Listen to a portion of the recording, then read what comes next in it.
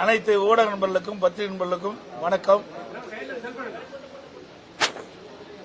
கடந்த 18/11/2025 அன்று கர்நாடக துணை முதலமைச்சர் மரியாதைக்குரிய சிவகுமார் அவர்கள் ஒரு பேட்டி அளித்திருக்கின்றார். அந்த பேட்டியில் மேகதாது அணை கட்ட முழு வீழ்ச்சியில் பணி தொடங்கப்படும், புதிய விரிவான திட்ட அறிக்கை மத்திய நீர்வள ஆணையத்திடம் சமர்ப்பிக்கப்படும், மேகதாது திட்டத்திற்கு தனியாக தலைமை அலுவலகம் கட்டப்படும், மேகதாது அணை கட்டும் இடத்திலும் அலுவலகம் அமைக்க முடிவெடுத்துள்ளோம் என பேட்டியின் வாயிலாக தெரிவித்திருக்கின்றார். இன்றைக்கு தமிழ்நாடு அரசு மெத்தன போக்காக இருக்கின்றது.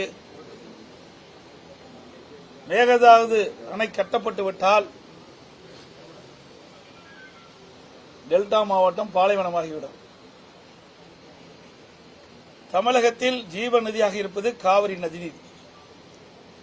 அந்த காவிரி நதிநீரை நம்பித்தான் பல லட்சம் விவசாயிகள் வேளாண் பணியை மேற்கொண்டிருக்கின்றார்கள். தமிழ்நாட்டில் இருக்கின்ற 20 மாவட்டங்களுக்கு குடிநீர் ஆதாரமாக விளங்குவது காவிரி தண்ணீர். அப்படி இருக்கின்ற பொழுது அண்மையில் உச்சநீதிமன்றம் அளித்த தீர்ப்பின்படி இன்றைக்கு கர்நாடக அரசு இப்படி ஒரு தெளிவான திட்ட அறிக்கையை மத்திய நீர்வள ஆணையத்திடம் சமர்ப்பிப்போம் என்று தெரிவித்திருக்கின்றார்கள். உடனடியாக தமிழ்நாடு அரசு இதற்கு உரிய நடவடிக்கை எடுக்கப்பட்டு மேகதாது அணை கட்டுவதற்கு எவ்வித உரிமையும் கர்நாடக அரசுக்கு தற்போது இல்லை. ஏற்கனவே உச்சநீதிமன்றம் தீர்ப்பு வழங்கப்பட்டு விட்டது. 15 ஆண்டுகளுக்கு காவிரி நதி நீர் தடுக்கவோ திருப்பவோ மடைமாற்றம் செய்யவோ கூடாது என்றும், ஒவ்வொரு மாதம் குறிப்பிட்ட அளவு தண்ணீரை கர்நாடக அரசு தமிழ்நாட்டிற்கு வழங்க வேண்டும், கிட்டத்தட்ட ஆண்டுக்கு 177.25 டிஎம்சி தண்ணீர் தமிழ்நாட்டுக்கு வழங்க வேண்டும் என்ற தீர்ப்பு வழங்கப்பட்டிருக்கிறது. அந்த தீர்ப்புக்கு எதிராக கர்நாடக அரசு இன்றைக்கு செயல்பட்டுக் கொண்டிருக்கிறது. வன்மையாக கண்டிக்கத்தக்கது. இது குறித்து முதலமைச்சர் எந்த விளக்கும் அளிக்காமல் இருப்பது வருத்தம் அளிக்கின்றது. அதோடு இன்றைக்கு திராவிட முன்னேற்ற கழகம் இந்திய கூட்டணியோடு கூட்டணி அமைக்கப்பட்டிருக்கின்றது. அதில் காங்கிரசும் இடம்பெற்றிருக்கின்றது. இந்தியா கூட்டணியில் காங்கிரசும் இடம்பெற்றிருக்கின்றது. இன்றைக்கு கர்நாடகத்திலே காங்கிரஸ் ஆட்சி நடைபெற்றுக் கொண்டிருக்கிறது. அதனால தமிழ்நாடு முதலமைச்சர் காங்கிரஸ் கட்சியினுடைய தலைவர் கர்நாடகத்தைச் சேர்ந்தவர். காங்கிரஸ் கட்சியைச் சேர்ந்த முன்னாள் தலைவர் திருமதி சோனியா காந்தி அம்மா அவர்களிடத்திலும், மக்களவை தலைவர் திரு ராகுல் காந்தி அவர்களிடத்திலும் பேசி ஒரு சுமூகமான நிலையை உருவாக்கப்பட வேண்டும். எப்பொழுது பார்த்தாலும் திரு ஸ்டாலின் அவர்கள் நாங்கள் இந்தியா கூட்டணியில் அங்கம் வைக்கின்றோம் என்று குறிப்பிட்டுக் கொண்டிருக்கின்றார். அப்படி இந்தியா கூட்டணியில் அங்கம் வைக்கின்ற திராவிட முன்னேற்ற கழகம், அதிலே காங்கிரஸ் கட்சியும் இடம்பெற்றிருக்கின்றது. காங்கிரஸ் கட்சி தான் இன்றைக்கு கர்நாடகத்தில் ஆண்டு கொண்டிருக்கின்றது. அதனால் எளிதாக இந்த பிரச்சனையை தீர்ப்பதற்கு வாய்ப்பு இருக்கின்றது. ஆகவே முதலமைச்சர் உடனடியாக இந்த காங்கிரஸ் கட்சியினுடைய தலைவரிடத்திலே தொடர்பு கொண்டு இதற்கு ஒரு நல்ல தீர்வு காண வேண்டும் என்று வலியுறுத்துகின்றேன். அப்படி தீர்வு காணப்பட்டுவிட்டால், தீர்வு காணப்படாத இருந்தால் இன்றைக்கு தமிழகம் வஞ்சிக்கப்பட்டு விடும். தமிழகம் இன்றைக்கு டெல்டா மாவட்டம் பாலைவனமாக மாறிவிடும் என்பதை இந்த நேரத்தின் எச்சரிக்கையோடு அவர் கையாள வேண்டும் என்ற இந்த நேரத்தில் கேட்டுக் கொள்கின்றேன். அதுபோல கோவை மெட்ரோ ரயில் திட்டத்தை பற்றி இங்கே கேட்டுக்கிறீங்க. ஏற்கனவே அனைத்து இந்திய அண்ணா திராவிட முன்னேற்ற கழக ஆட்சி இருக்கின்ற பொழுதுதான் கோவை மாநகர மக்களுடைய நீண்ட நாள் கோரிக்கையை நிறைவேற்றுகின்ற விதமாக மெட்ரோ ரயில் திட்டம் நிறைவேற்றப்படும், அதிமுக ஆட்சியில் கொண்டு வரப்படும் என்ற அறிவிப்பை கொடுத்து விரிவான திட்ட அறிக்கை தயாரிக்கின்ற பணியெல்லாம் துவங்கி நடைபெற்றுக் கொண்டு வந்தது. ஆட்சி மாற்றம் ஏற்பட்டது. ஆட்சி மாற்றத்திற்கு பின்பு திராவிட முன்னேற்ற கழகம் ஆட்சிக்கு வந்த பிறகு கிட்டத்தட்ட 3 ஆண்டு காலம் அது கிடப்பிலே போட்டுவிட்டார். 2024ஆம் ஆண்டுதான் மத்திய அரசுக்கு ஒரு விரிவான திட்ட அறிக்கை அனுப்பி வைத்தார்கள். அந்த விரிவான திட்ட அறிக்கையில் பல குறைபாடுகள் இருந்த காரணத்தினாலே அதை மத்திய அரசு திருப்பி அனுப்பப்பட்டது. அதற்கு பிறகும் அவர்கள் முழுமையான விரிவான திட்ட அறிக்கை மத்திய அரசிடம் சமர்ப்பிக்கவில்லை. 2011 மக்கள் தொகை கணக்கீட்டின்படி தமிழ்நாடு அரசு மெட்ரோ ரயில் திட்ட பணிக்கு விரிவான திட்ட அறிக்கை தயாரிக்கப்படுகின்றது. இன்றைக்கு மெட்ரோ ரயில் திட்ட பணி ஒரு மாநகரத்துக்கு வர வேண்டும் என்று சொன்னால் சுமார் 20 லட்சம் மக்கள் தொகை கொண்ட மாநகரமாக இருக்க வேண்டும் என்று விதி உருவாக்கப்பட்டிருக்கின்றார்கள். ஆனால் 2011 மக்கள் தொகை கணக்கெடுப்பின்படி 15,84,000 பேர் இருப்பதாக இவர்கள் விரிவான திட்ட அறிக்கையில் குறிப்பிட்டிருக்கிறார்கள். அதனால் இந்த திட்டத்தில் பல்வேறு பிரச்சனைகள் குளறுபடி ஏற்பட்டுவிட்டது. இன்றைக்கு கிட்டத்தட்ட 2025 ஆண்டு இந்த ஆண்டின் மக்கள் தொகை எவ்வளவு இருக்கின்றது என்பதை கணக்கிட்டு மத்திய அரசுக்கு அனுப்பப்பட்டிருந்தால் அவள் நிர்ணயித்த அந்த 20 லட்சம் மக்கள் தொகை கிடைத்திருக்கும். நம்முடைய திட்டம் நிறைவேற்றிருக்கிறோம். மீண்டும் இந்த அரசு விழிப்போடு இருந்து குளறுபடி இல்லாம மத்திய அரசு நிர்ணயிக்கப்பட்ட அந்த விதிமுறைகளுக்கு உட்பட்டு விரிவான திட்ட அறிக்கை அனுப்பி வைக்க வேண்டும் என்று வலியுறுத்துகின்றேன். இந்த குளறுபடி மாநில அரசுக்கு தான் இருக்குது. ஏன்னா மாநில அரசு மத்திய அரசிடம் மெட்ரோ ரயில் திட்டத்திற்கு என்னென்ன விதிகள் இருக்கு என்பதை ஆய்வு செய்து அந்த ஆய்வின்படி இவர்கள் முறையாக விரிவான திட்ட அறிக்கை தயாரித்து அனுப்பப்பட்டிருந்தால் இந்த பிரச்சனை வந்திருக்காது. 2011வது வருஷ மக்கள் தொகை அடிப்படையில் அனுப்பி காரணத்தினால்தான் இவ்வளவு பிரச்சனை. அப்பொழுது இருந்த மக்கள் தொகை அடிப்படையில் அனுப்பிய காரணத்தினால் தற்போது மெட்ரோ ரயில் திட்டத்திற்கு 20 லட்சம் பேர் ஒரு மாநகரத்தில் வசித்தால்தான் இந்த மெட்ரோ ரயில் திட்டம் வரும் என்ற நிலை இருக்கின்ற காரணத்தினால் இந்த குளறுபடிகளால் தற்போது நிறுத்தப்பட்டிருக்கின்றது. அதேபோல மதுரை மாநகராட்சியிலும் அதே நிலைதான். ஆகவே அனைத்து இந்திய அண்ணா திராவிட முன்னேற்ற கழக ஆட்சிக்கு வந்தவுடன் இந்த 2 ரயில்வே மெட்ரோ ரயில் திட்ட பணிகளும் துவங்குவதற்குண்டான அனைத்து முயற்சியும் எடுக்கப்படும் என்பதை தெரிவித்துக் கொள்கின்றேன். அது மட்டுமல்ல, அனைத்து இந்திய அண்ணா திமுக ஆட்சி இருக்கின்ற பொழுதுதான் இந்த திட்டத்திற்கு விரிவான திட்ட அறிக்கை தயாரிக்கின்ற பணி துவங்கப்பட்டது. வேண்டுமென்றே திட்டமிட்டு அண்ணா திமுக ஆட்சியில் கொண்டு வரப்பட்ட இந்த மெட்ரோ ரயில் திட்டம், கோவையிலே கொண்டு வரப்பட்ட மெட்ரோ ரயில் திட்டத்திற்கு காலதாமம் செய்து சரியான முறையில் ஆய்வு செய்து விரிவான திட்ட அறிக்கை அனுப்பாத காரணத்தில்தான் இந்த பணி சுணக்கம் ஏற்பட்டு இன்றைக்கு மத்திய அரசிடம் இப்படிப்பட்ட பதில் வந்திருக்குது. இதுக்கு முழுக்க காரணம் மாநில அரசினுடைய கவனக்குறைவு, அலட்சியம் தான் என்பதை இந்த நேரத்தில் தெரிவிக்க விரும்புகிறேன். அதேபோல தமிழகத்தில் சட்ட ஒழுங்கு நான் ஏற்கனவே அடிக்கடி குறிப்பிட்டிருக்கிறேன். பலமுறை சொல்லியும் இந்த அரசு மெத்தன போக்கோட தான் இருக்குது. இதற்கு என்ன காரணம்? இன்றைக்கு தமிழ்நாடு அரசு ஒரு நிரந்தர டிஜிபி இதுவரைக்கும் நியமிக்க முடியல. உச்சநீதிமன்றம் அறிவுறுத்திய பிறகும் 3 வாரம் கால அவகாசம் கொடுத்தோம். இன்னும் இந்த அரசு கும்பகர்ணம் போல தூங்கிட்டு இருக்குது. தனக்கு வேண்டியப்பட்டவரை டிஜிபியாக நியமிக்க வேண்டும் என்ற ஒரே காரணத்திற்காக உச்சநீதிமன்றம் அளித்த தீர்ப்பை கூட நடைமுறைப்படுத்தாத ஒரு கைலாத அரசு இருந்து கொண்டிருக்கின்றது. ஒரு நிரந்தர டிஜிபி இல்லாத போது எப்படி சட்ட ஒழுங்கு சரியாக இருக்கும், சரியாக பராமரிக்கப்படும்? ஆகவே இந்த அரசு வேண்டுமென்றே திட்டமிட்டு தங்களுக்கு கைப்பாக இருக்கக்கூடிய ஒரு டிஜிபியை நியமிக்க வேண்டும் என்ற அடிப்படையில் தான் இந்த காலதாமம் செய்து கொண்டிருக்கிறார். இனியும் காலதாமம் செய்யாமல் ஒரு நிரந்தர டிஜிபியை நியமித்து தமிழகத்திலே சட்ட ஒழுங்கை காப்பாற்றுவதற்கான நடவடிக்கை எடுக்கப்பட வேண்டும். அண்மையில் ராமேஸ்வரத்தில் பாத்தீங்கன்னா ஒரு பள்ளி மாணவி நடந்து கொண்டு பட்டம் பகலில் சென்று கொண்ட பள்ளிக்கு நடந்து கொண்டு சென்று பொழுது ஒரு இளைஞன் அந்த மாணவியை குத்தி கொலை செய்கின்றார். இது எவ்வளவு கொடூரமான செயல்! அந்த மாணவியிடம் தன்னை காதலிக்க வேண்டும் என்று வற்புறுத்தியிருக்கிறார். அந்த மாணவி அதை மறுத்தவுடன் உடனடியாக அந்த மாணவியை பட்ட மகளில் கத்தியால் குத்தி கொலை செய்கின்ற காட்சி ஒரு கொடூரமான காட்சி. இது தொடர்ந்து நடந்து கொண்டிருக்கிறது. சென்னையில் 2 நாளைக்கு முந்தி பாத்தீங்கன்னா 2 ரவுடிகளை அடிச்சுட்டு இன்றைக்கு சண்டையிட காட்சிகளை நான் பார்த்திருக்கிறோம். இப்படி ஒவ்வொரு வாரமும் நாள்தோறும் தமிழகத்தில் சட்ட ஒழுங்கு சீர்குலைகின்ற காட்சி பார்த்திருக்கிறோம்.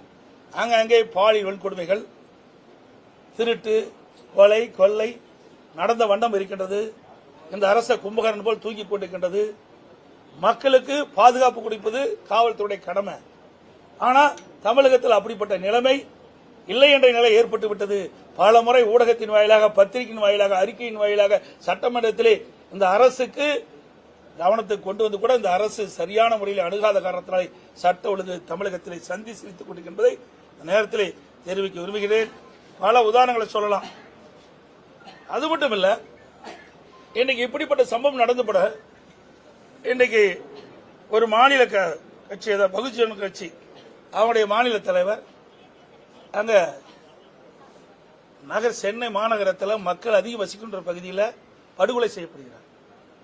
அப்படி உறவினர் வந்து இதில் மாநில காவல்துறை விசாரிக்கப்பட்டால் எனக்கு நியாயம் கிடைக்காது என்று சொல்லி உயர்நீதிமன்றத்தை நாடுகிறார். அந்த உயர்நீதிமன்றம் சிபிஐ விசாரிக்க வேண்டும் என்று உத்தரவு போடுகிறது. அந்த உத்தரவை எதிர்த்து மாநில அரசு டெல்லிக்கு போறாங்க, உச்சநீதிமன்றத்துக்கு போறாங்க. எவ்வளவு கேவலம்! யார் விசாரிச்சா என்ன, உங்களுக்கு ஏன் அது அச்சம்? ஆக இதில் ஏதோ ஒரு மர்மம் இருக்கின்றது. இதில் யாரோ ஒரு முக்கிய புள்ளி ஈடுபட்டு இருப்பதாக தான் மக்கள் சந்தேகிக்கின்றார்கள். இன்றைக்கு உயர்நீதிமன்றம் போய் உயர்நீதிமன்றம் அளித்த தீர்ப்புக்கு எதிராக நீங்கள் உச்சநீதிமன்றத்தில் மேல்முறையீடு செய்யும் என்று சொன்னால் இதில் ஏதோ குளறுபடி இருக்கின்றது, ஏதோ முக்கிய பிரமுகர்களை காப்பாற்ற இந்த அரசு துடிக்கிறது என்பதுதான் நம்ம என்ன தோணுகிறது.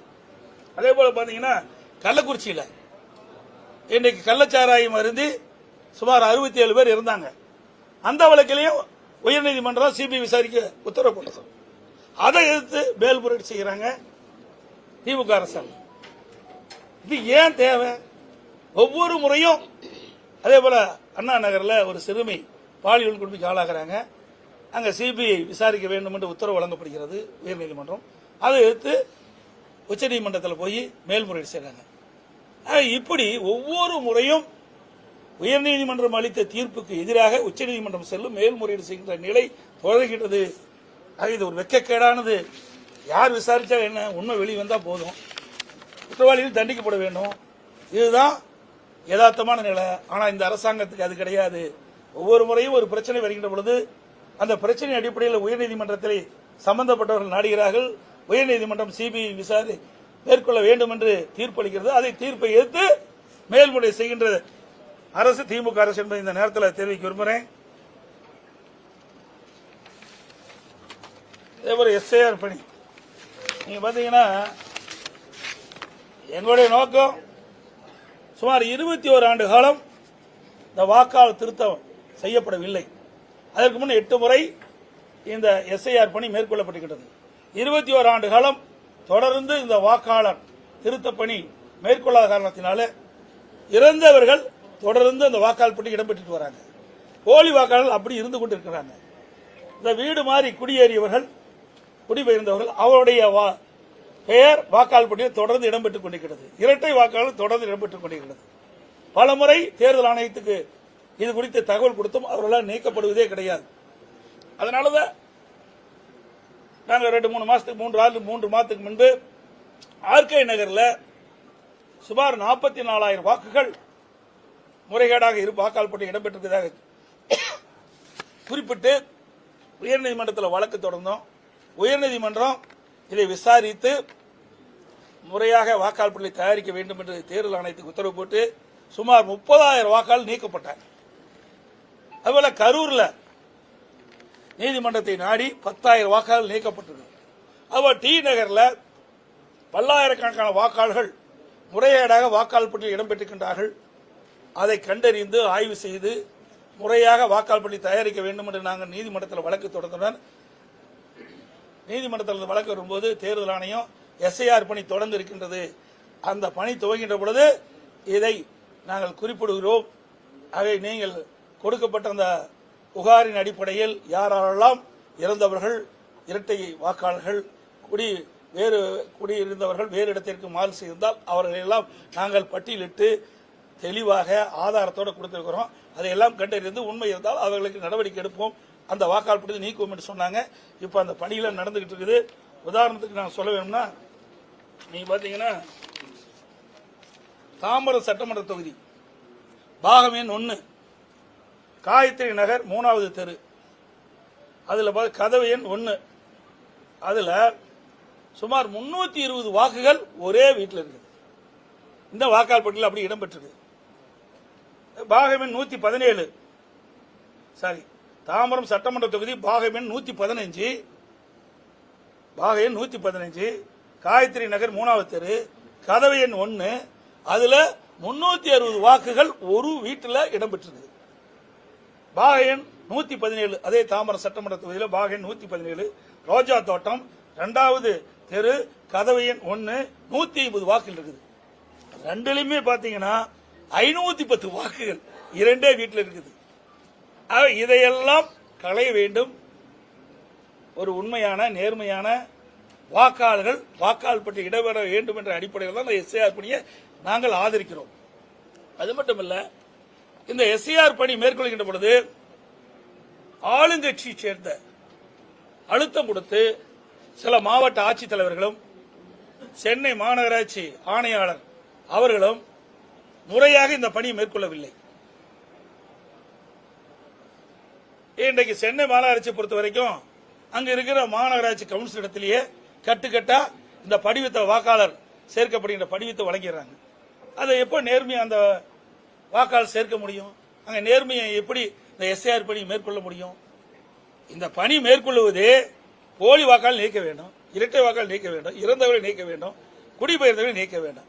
அதுக்காகத்தான் ஒரு சரியான வாக்காளர் பட்டியலை இன்றைக்கு தேர்தல் ஆணையம் இன்றைக்கு வாக்காளர் பட்டியலை தயாரிக்க வேண்டும் என்ற அடிப்படையில் தான் இதை மேற்கொள்றாங்க. மீண்டும் இப்படிப்பட்ட ஒரு குளறுபடி நடக்குது. இதுக்கு அங்க இருக்கிற ஆணையாளரே பின்னிருந்து செயல்படுறார். இது வெட்கக்கேடானது. இது குறித்து தான் நேற்றைய தினம் அனைத்து இந்திய அண்ணா 20ஆம் தேதி அனைத்து இந்திய அண்ணா திராவிட முன்னேற்ற கழகத்தின் சார்பாக சென்னை மாநகராட்சியில் இப்படிப்பட்ட குளறுபடி இருக்கின்றது, இனியாவது திருந்தி உண்மையான வாக்காளர்களை நேரிலே சந்தித்து வாக்காளர் படிவத்தை கொடுத்து அதை பூர்த்தி செய்து வாங்கி இந்த உண்மையான வாக்காளர் பட்டியலை தயாரிக்க வேண்டும் என்று நாங்கள் ஒரு போராட்டத்தை நேற்று நடத்தியிருக்கிறாங்க. காஞ்சிபுரத்திலையும் நடத்தியிருக்கிறாங்க. பல இடத்துல நடக்க வேண்டிய சூழ்நிலைக்கு தள்ளப்பட்டிருக்கிறோம். இதை ஆளுங்கட்சியை சேர்ந்த அதிகாரத்தில் இருக்கின்றவர்கள் அவருடைய அதிகாரத்தை பயன்படுத்தி இப்படி எஸ்ஐஆர் பணி முழுமையாக நடைபெறக்கூடாது என்ற ஒரு அடிப்படையில் செயல்பட்டிருப்பது வன்மையாக கண்டிக்கத்தக்கது. தேர்தல் ஆணையம் விழிப்போடு இருந்து இதற்கு உரிய நடவடிக்கை எடுக்கப்பட வேண்டும் என்று வலியுறுத்துகின்றேன். நிறைய இடங்கள்ல அந்த ஃபார்மே போய் சென்றடையில கால அவகாசமே முடிய போகுது. இப்ப இதற்கு அதிமுக என்ன மாதிரியான நடவடிக்கை? நேற்று தினம் போராட்டம் நடத்தணும். இதுக்கு உரியவர்கள் யாரு? அங்க மாவட்டம்னா மாவட்ட ஆட்சித்தலைவர், அந்தந்த மாநகராட்சினா அந்த ஆணையாளர், இவர்கள் தேர்தல் ஆணையத்தினுடைய அறிவுறுத்தப்படி இவர்கள் முறையாக செயல்பட வேண்டும். அதை வலியுறுத்தி தான் நேற்று சென்னை மாநகராட்சியில் போராட்டம் நடத்தினோம், காஞ்சிபுரத்தில் போராட்டம் நடத்தினோம். இப்படி பல இடத்துல இந்த தேர்தல் ஆணையம் முறையாக செயல்படுவதற்கு உண்டான நடவடிக்கை எடுக்கப்பட வேண்டும். இன்றைக்கு மாநில அரசு இன்றைக்கு ஆட்சி அதிகாரத்தில் இருக்கின்றவர்கள் அந்த அதிகாரிகளை மிரட்டி சரியான முறையில் எஸ்ஐஆர் பணி நடைபெறாத ஒரு தடுக்கின்ற காட்சி தமிழகத்தில் இருக்கின்றது. இதை தடுத்து நிறுத்தி தேர்தல் ஆணையம் விழிப்போடு இருந்து செயல்பட்டு உண்மையான வாக்காளர் பற்றி இடம்பெற செய்ய வேண்டும் என்பதுதான் எங்களுடைய கருத்து. பல கட்சிகள் நெல் ஈரப்பத அளவு உயர்த்தணும் கோரிக்கை வச்சிருந்தீங்க, ஆனா அது மத்திய அரசு இப்ப நிராகரிச்சிருக்கு.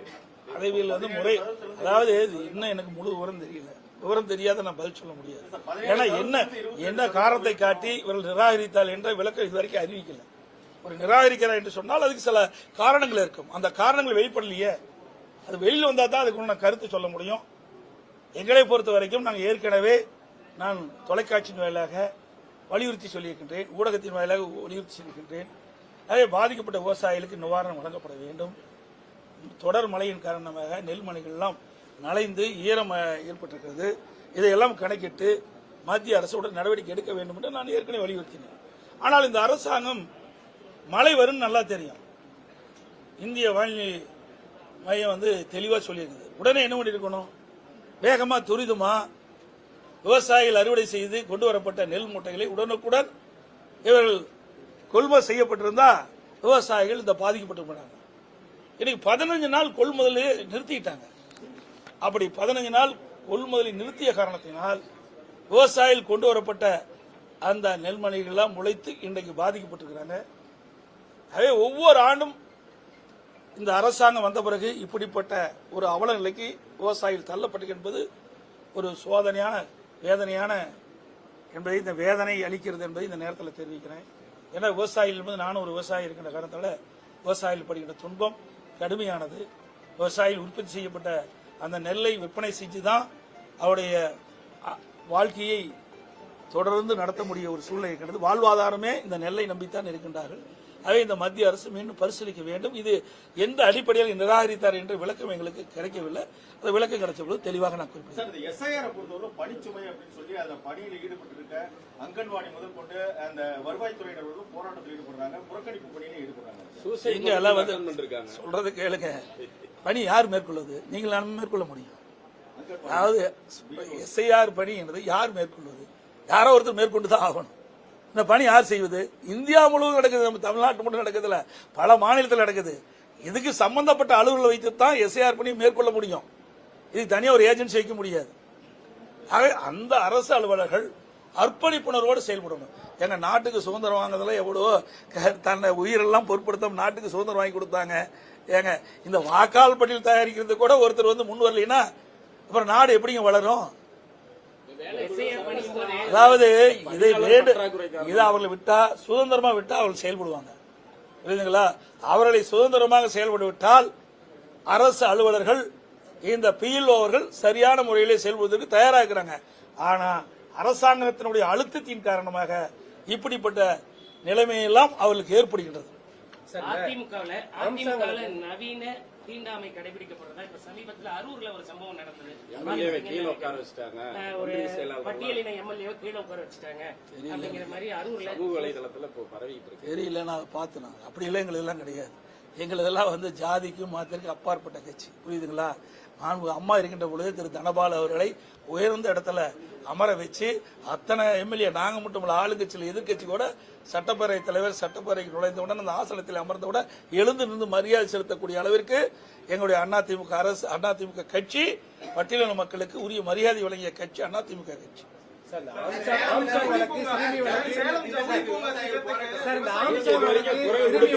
ஜவுளி பூங்கா திட்டம் வந்து சாயப்பட்டறை அமைக்கிறாங்க, அதுக்கு என்ன எதிர்கட்சி தலைவர்? அதாவது ஏற்கனவே இந்த ஜவுளி பூங்கா அமைப்பதற்கு அதிமுக ஆட்சி இருக்கின்ற பொழுது நம்ம ஸ்டீல் பிளான்ட்ல ஒரு குறிப்பிட்ட நிலம் கையகப்படுத்துவதற்கு நாங்கள் முயற்சி செஞ்சோம்.